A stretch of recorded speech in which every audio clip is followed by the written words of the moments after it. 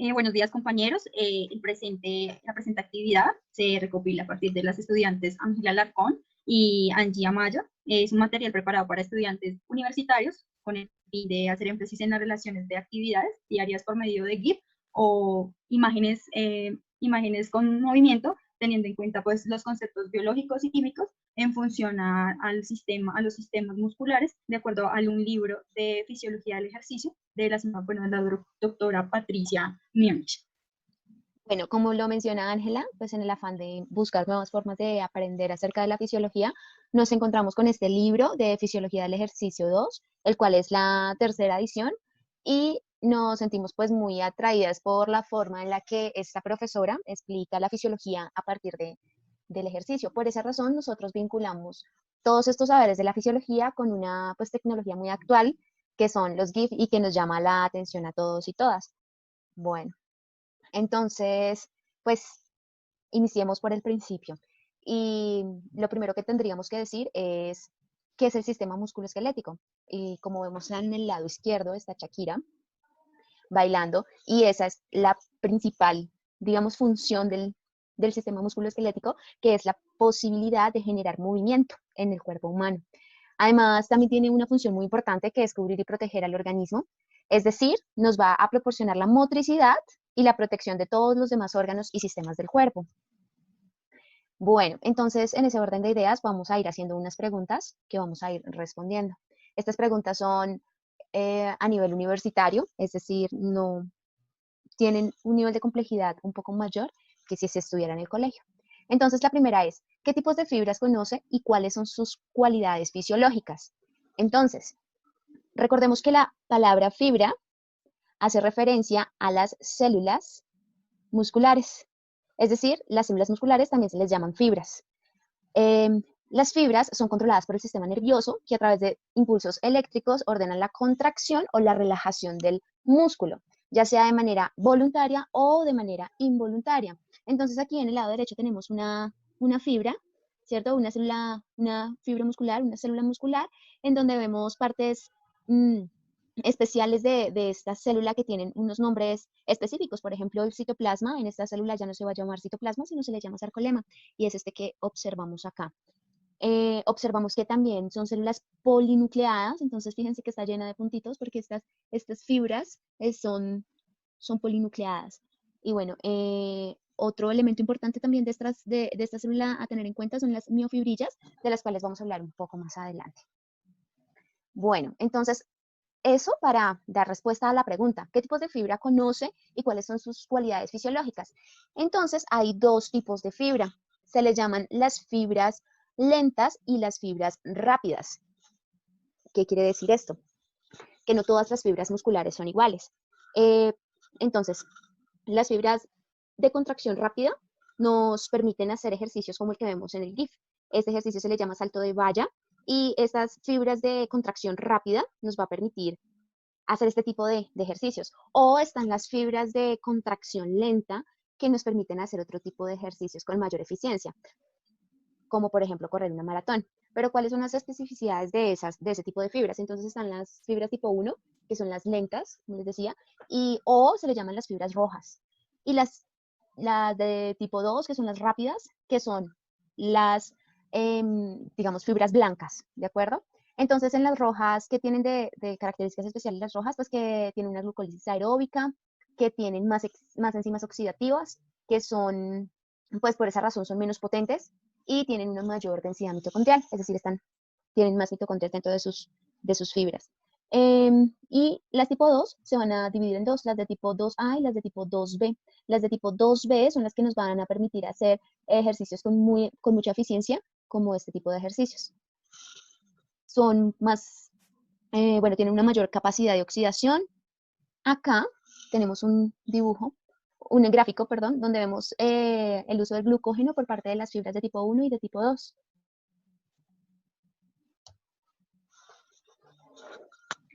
Bueno, como explicó anteriormente la compañera, pues aquí mostramos una ultraestructura de la fibra muscular, en donde nos está explicando en sí el músculo, para dar cuenta de las bandas y los discos que dan cuenta a las moléculas de actina, los filamentos, el filamento de miosina, que es a partir de los microfilamentos y las fibrillas que se compone este músculo.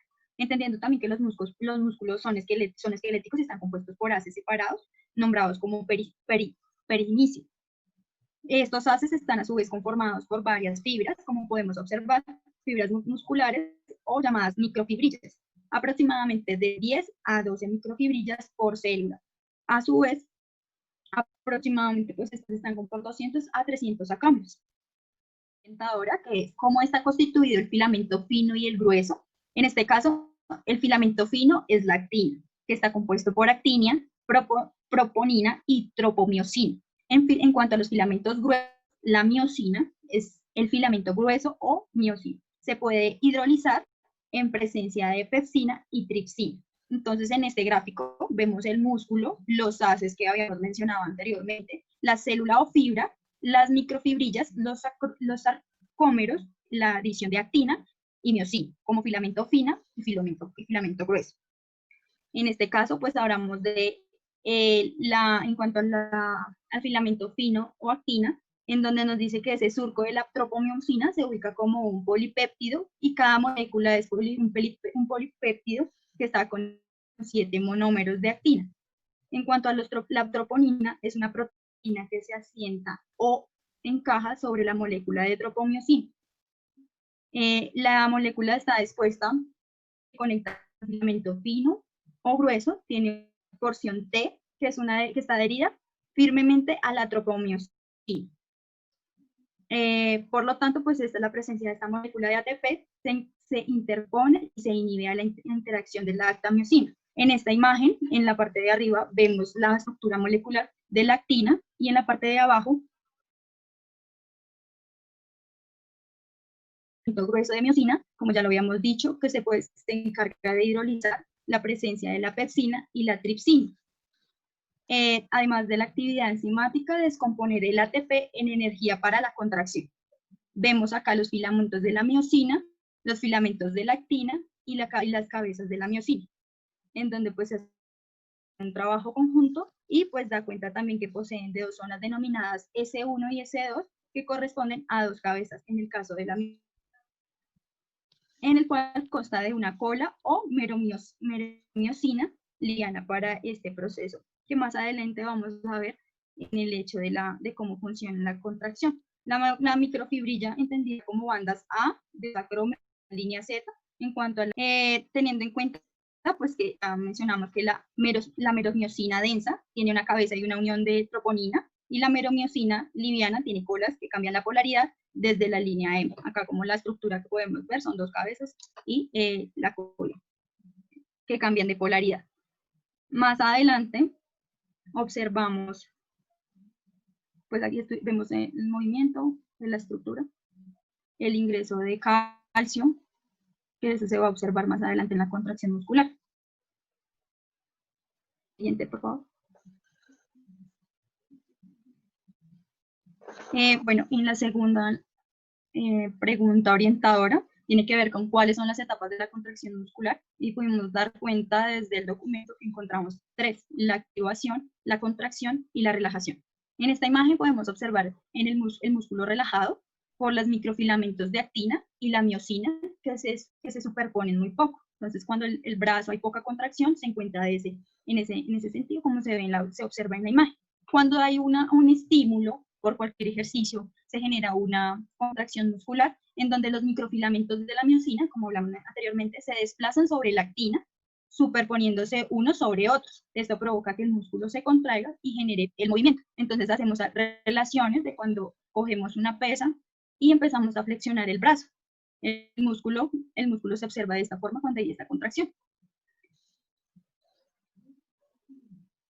Aquí observamos la activación, que es uno de las actividades que generalmente antes de hacer cualquier ejercicio es importante hacer unos entrenamientos para pues empezar a fortalecer los músculos y poner en activación en este caso las partes por decirlo así, pues del organismo, en donde pues vemos a Homero entrenando y acá las chicas haciendo unos ejercicios para empezar las actividades de calentamiento, por decirlo así, que es lo que mencionamos, la activación de los tipos de contracción.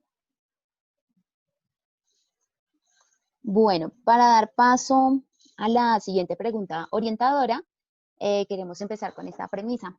Si las marcas mundiales van cayendo año tras año, tanto para hombres como para mujeres, cabe preguntarse hasta cuándo mejorará el rendimiento y cuánto tiene que ver en todo esto el aporte genético, la calidad alimentaria, la fisiología misma del individuo. Recuerden que cuando hablamos de marcas mundiales nos estamos refiriendo a que cada año la cantidad, por ejemplo, los segundos en que se recorren las distancias van disminuyendo.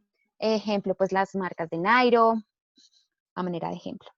Bueno, cuando empezamos con esta premisa, nos surgen algunas preguntas como cuáles serán esas metas de superación o cuál será la mejora en los rendimientos.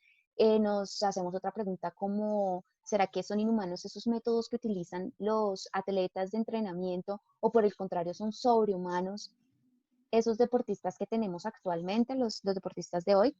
Y a esas preguntas podemos encontrar entonces respuestas como que es fácil escuchar a los entrenadores o incluso a los comentaristas dar respuestas bastante superfluas o sin fundamento a estas preguntas. Y pues precisamente aquí es donde la ciencia y específicamente la fisiología aclara todas estas preguntas por intermedio de de estas relaciones de los músculos y demás, entendiendo cada procedimiento. Y bueno, con esta premisa damos paso a la siguiente pregunta. La siguiente pregunta dice, ¿cuáles son las cualidades del músculo? Como se ha dicho, la función principal de los músculos es convertir esa energía química que se almacena en el organismo en forma de adenosintrifosfato o ATP en energía mecánica, es decir, en movimiento. Entonces, esas cualidades del músculo están asociadas a las propiedades que éste tiene. Entonces, este músculo o el tejido muscular va a tener 4 propiedades que le permiten funcionar y contribuir al proceso de homeostasis. Esas cuales son la contractibilidad, la elasticidad, la extensibilidad y la excitabilidad. Bueno, entonces, cuando hablamos de excitabilidad eléctrica, la conocemos también como irritabilidad. Es la propiedad para reaccionar ante los estímulos. Entonces, fijémonos, por ejemplo, aquí el niño que está probando el limón, la, pues la reacción que hace su rostro es una reacción a un estímulo, ¿cierto? Entonces es una reacción a un estímulo ácido. A eso nos referimos con la excitabilidad eléctrica. O las conexiones sinápticas, como lo dijimos al principio, las fibras musculares tienen conexión directa con el sistema nervioso. Entonces aquí tenemos el músculo del corazón, que a propósito es el único músculo involuntario no liso, sino estriado. Bueno, la segunda es contractilidad. La contractilidad, entonces, es esa capacidad o esa propiedad que tienen las fibras musculares para contraerse, ¿cierto? Para contraerse o para cortarse cambiando de forma. También, como lo mencionaba nuestra compañera Ángela, hay diferentes tipos de contracciones. Ella nos va a contar más adelante. Hay contracción isotónica, hay contracción... ¿Me recuerdas la otra, Ángela? Bueno, son 4 tipos de contracciones. Isométrica, sí. Tenemos la isométrica, isotónica y la isocinética, que bueno, más adelante las mencionaré. Bueno, entonces aquí tenemos esa propiedad de los músculos, la contractilidad, que más adelante vamos a explorar un poco más. Hay otra que se llama la extensibilidad. La extensibilidad es esa capacidad que el tejido tiene para estirarse sin dañarse. Entonces aquí vemos a la azafata estirando sus piernas para cerrar el maletero y sin dolor alguno o sin ningún daño en sus músculos. Entonces, esa es una de las capacidades o las propiedades, cualidades que tienen los músculos. O también le llamamos la capacidad que tiene el cuerpo de estirarse. Generalmente, hacemos estos ejercicios de estiramiento antes de hacer ejercicio, lo cual es muy sano también para los músculos. Hay otra que se llama la elasticidad y en otras palabras, pues es esa capacidad que tiene el tejido muscular para recuperar su longitud y su forma después de una contracción o una extensión. Entonces, fijémonos en el GIF del lado izquierdo, donde vemos que este pie es bastante, bueno, los músculos del pie de esta persona son bastante flexibles, ¿cierto? Tiene esa propiedad de elasticidad pues bastante desarrollada.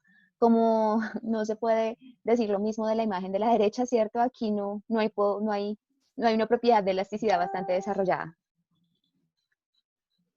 Aquí quisimos traer dos ejemplos a colación con respecto a esas cualidades o propiedades anteriores, y es que por un lado están los velocistas y por otro lado la potencia máxima muscular. Se dice desde la fisiología, y bueno, lo afirman en este libro de la doctora Sandra, y es que tanto los velocistas como la capacidad muscular son factores que vienen determinados hereditariamente, es decir, son poco entrenables. Una persona tiene una capacidad máxima muscular a la que puede llegar y no puede pasarse de ahí. Lo mismo los velocistas, hay que tener unas condiciones genéticas predispuestas, es decir, sus tipos de fibras deben estar más asociadas al tipo de fibras rápidas, es decir, al tipo de fibras 2, para que sea más eficiente en este deporte. Tiene que ver entonces con todo lo que hemos venido diciendo. Bueno, aquí tenemos entonces la contracción muscular, que puede ser de varios tipos. La isométrica, cuando no se produce desplazamiento de palancas, cuando se hace un movimiento muy leve o que no tenga gran contracción, generalmente pues cuando uno la hace en situaciones muy cotidianas, como cuando uno coge la cuchara y la lleva hacia la boca. Actividades como esas, cuando uno se ejercita y toma la botella de agua y bebe agua, ese movimiento tan flexible y poco pues mostrado como en la imagen pues vemos, es un movimiento muy lento, que en ese caso lo denominan como isométrico. Isotónico, en el caso de los movimientos con dinámica, como se ve en este cuadro, dinámica, isotónico, las concéntricas y excéntricas están divididas, y la isocinética y ausocinética. La isotónica, cuando se desplazan las palancas, en este tipo existen dos tipos de desplazamiento, el concéntrico y el excéntrico, como ya lo habíamos mencionado. Ejemplo, pues elevar una pesa con mis bíceps llevando la pesa desde abajo hacia arriba. Es uno de los ejemplos. ¿Cómo se ve en la contracción en esta imagen? Si me puedes ayudar con el curso, la primera imagen de resistencia constante, el movimiento de abajo hacia arriba, es una contracción excéntrica. Ya ve como la segunda chica que está teniendo el brazo a un costado, contracción isométrica, y pues harán también las relaciones. La idea es que observen las imágenes y molecularmente de esta manera que se mueve también, se está surgiendo la contracción muscular. En la contracción concéntrica damos cuenta también de este movimiento a partir de la isocinética, que se produce la misma tensión de todo el recorrido del movimiento. La tensión es, como vemos aquí en la gordita, se hace una tensión de todo el cuerpo. Bueno, por último, nuestra última pregunta guía acerca de este camino por el sistema musculoesquelético es ¿cuáles son las causas de la fatiga? Y es que, bueno, cuando hacemos ejercicio generalmente siempre terminamos cansados. Entonces vamos a ver la razón fisiológica de por qué sucede eso. Entonces, realmente existen muchas teorías acerca de las causas de la fatiga muscular. Posiblemente todas tengan algo que ver con la misma y también sea multicausal.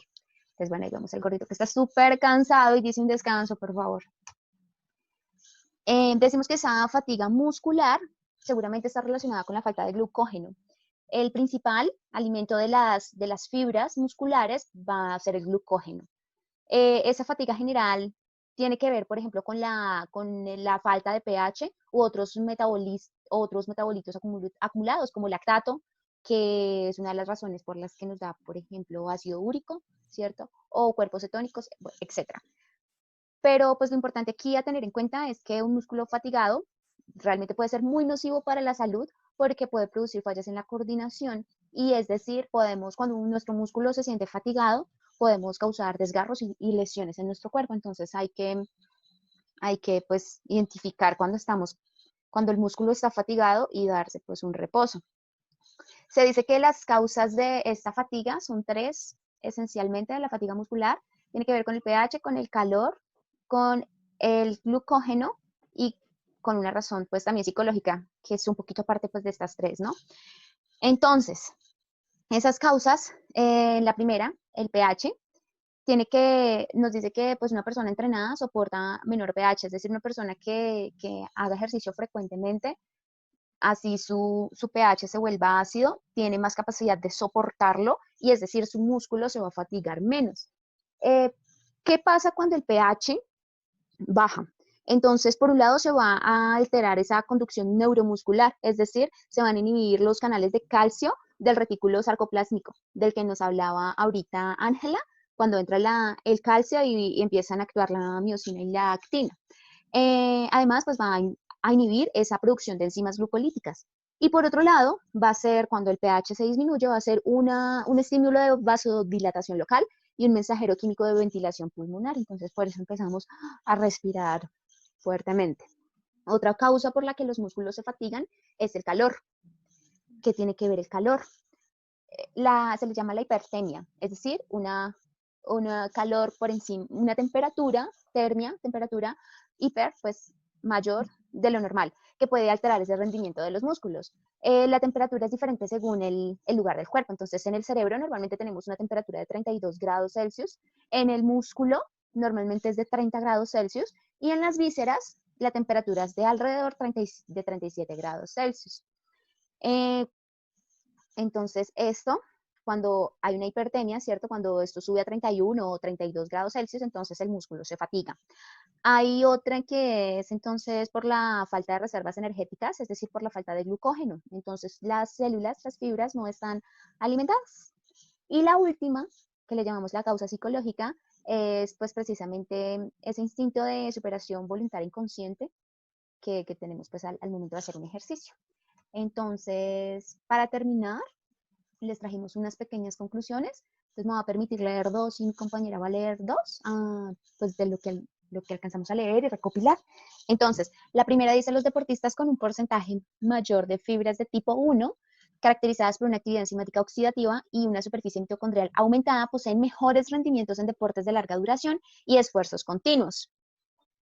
La segunda es: los métodos de entrenamiento a los que hoy se someten los deportistas de élite poseen bases y fundamentos científicos que no solo modifican algunos sistemas clásicos, sino que también descartan varios de los métodos que todavía utilizan gran parte de los entrenadores y técnicos. Es decir, necesitamos hacer un conocimiento más consciente de la fisiología y de cómo funcionan nuestros músculos y nuestro esqueleto para renovar esos entrenamientos y que realmente sean efectivos. Bueno, como tercera conclusión, digamos en acuerdos, donde mencionamos que los deportes tienen un impacto muy positivo en los jóvenes y los adultos, pues permiten ejercitarse y pasar tiempo con la familia o con los amigos en un ambiente saludable. Y una cuarta, que dicen que el cuerpo humano tiene 430 músculos que están rodeados por el epicinio, que están mezcladas con las fibras y que forman los que llamamos como tendones. Que esos tendones se insertan en los huesos que funcionan como palancas para que también nos desplacemos en el espacio. Entonces, eso es todo. Muchísimas gracias por su atención y nos vemos en una próxima.